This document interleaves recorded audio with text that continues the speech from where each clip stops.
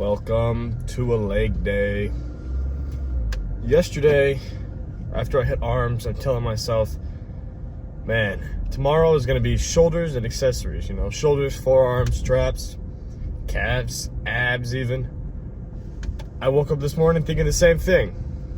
My legs are fried. And yeah, the fact of the matter is my legs are still fried and they are still tired. But when does that ever stop me from pushing my absolute hardest? Just about never. Never is the correct answer there. So we are on the way to demolish my already demolished legs. If that doesn't sound like fun, I don't know what sounds like fun to you guys, but you guys must be crazy. Other than that though, I'm feeling starting with leg extensions. That could do me good. And bringing in some squats, obviously 2 to 3 sets of squats, I think is going to be a must. Especially because the gym I'm going to doesn't quite have the best hamstring curls, but we'll make do. Excuse my train of thought being interrupted. Just had to take a phone call. But leg extensions should get me fired up for the squats. I'm probably gonna put a plate on my heels like I've been doing, especially because these new shoes. They're Sambas. If you know anything about Sambas, they're pretty flat-footed. It's pretty much. I've never had squatting shoes. I've had shoes with slightly lifted heels that just happened to be the shoes I wore every single leg day for a reason, because the heel was raised. It's an advantage when you take it, but no longer have those shoes. They did me justice for like 2.5 years, and they were just gone, man. I couldn't wear those shoes anymore. It's really funny. But new shoes, about a few months old, and I've just been putting a plate under my heel when I squat. So there's no reason you should squat barefoot, man. I see people squat barefoot, and it's fine. You can squat barefoot. I just wouldn't recommend it due to the fact that, it's barefoot. I gotta think about reasons why you shouldn't squat barefooted. There's plenty of reasons why it would be fine to, right? But why would you want to squat barefooted? I don't know. Some people say it makes you have a better grasp of the ground that you're on, I guess.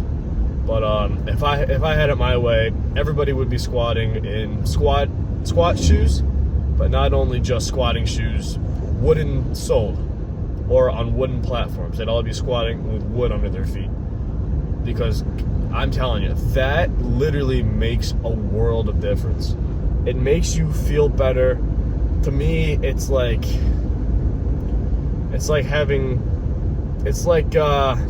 home field advantage. That's what it feels like versus squatting normally. You can still play a good game at an away stadium. You can still play a really great game, but it just feels so good to play a good game at your home field, right? If that makes any sense in comparison to squatting on wood. But man, it feels great. So in the future, I will invest in wooden squatting shoes. Preferably strapped, not laced. But at this point, I see a lot of people not squatting with depth, and it kills me, man. Why would you not want to go as hard as possible? Some people think, I'm just going to go hard, but they're not getting the full range of motion out of their squats. So are they really going as hard as possible? My answer is no. You have to squat cheeks to grass. Supplement that word as you will, but I think we all know what I'm trying to say. Your buttocks, your glutes should be pretty darn close to your heels. And some people physically can't go that deep. I was working with a buddy. He's been my cameraman. If you've seen him in past videos, he can't physically squat. Like when he squats, bare weight, he loses balance. Is he unathletic? To a degree, he's unathletic. I just described an unathletic person, right? Can't squat, but put 135 on his back when he tries to squat, it's just as bad. So, been teaching him how to squat, and it's been going fine. But his depth is better than some people that I've seen who have been in the gym for years. Because I'm instructing him, hey, you have to go all the way down. And if I tell him you got to do 10 reps here, if his reps 7, 8, and 9 don't have enough depth, I'll tell him after the 10th rep, hey, those last 3 reps were bad. Get all the way down. I have a buddy who's strong as, as all get out, but his range of motion on squats, man, oh, it kills me. It irks my soul, because I had to spot him once, and I was going down to spot him, and he just like stopped and then went right back up, and I was like, oh, that's range of motion. That's not range of motion, pal. But no, it was I probably would have white lighted that one if I was a back judge or a front judge from my angle. I couldn't really see the side depth, but I'm sure he got parallel, if not just short. It was a good lift. It was 405 squat, that's impressive, man. That's impressive. I don't have those numbers yet. Yet is the big word. Yet. I don't have the wooden squat and shoes yet. All these things are come to do in time, but sooner rather than later, we have a leg day to do. So I'll meet you in the gym for some leg extensions. Hopefully the gym is kind of empty today, but leg extension, warm up, into squats, and we'll go from there. All right, my first set is going to be just a standard set. Second set is going to be a squeeze and holding oriented set. So I'm gonna full stack it, just squeeze. Get as much squeeze as I can out of the muscle. And third set, I think it's gonna be a standard set as well. So I'm looking forward to it. Just finished warm up. Let's go.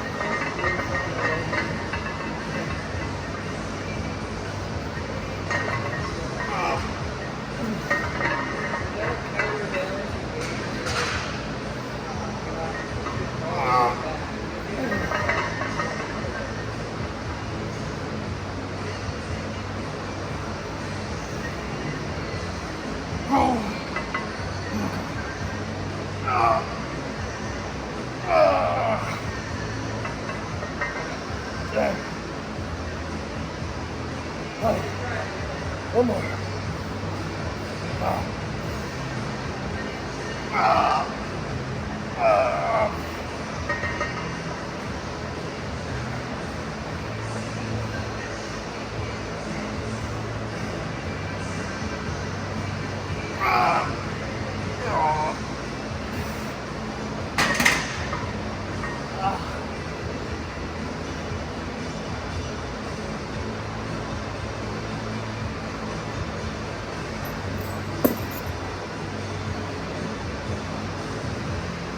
Next movement, single leg hamstring curls.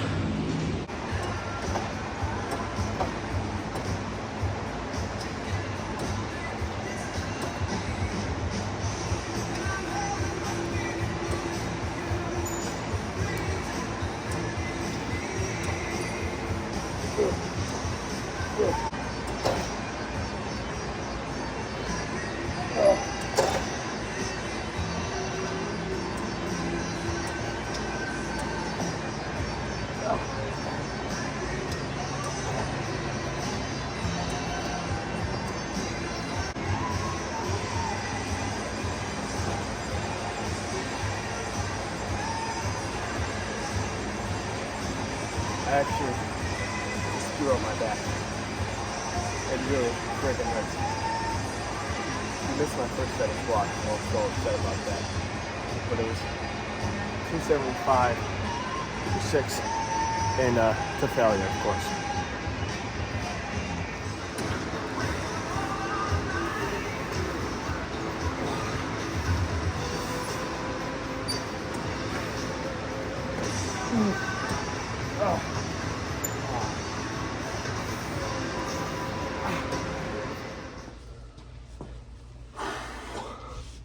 Overall, really successful leg day. Still upset about that one set you missed.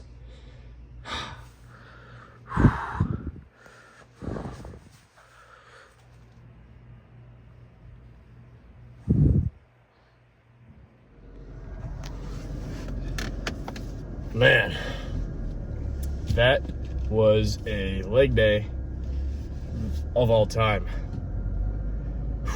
I am fried. I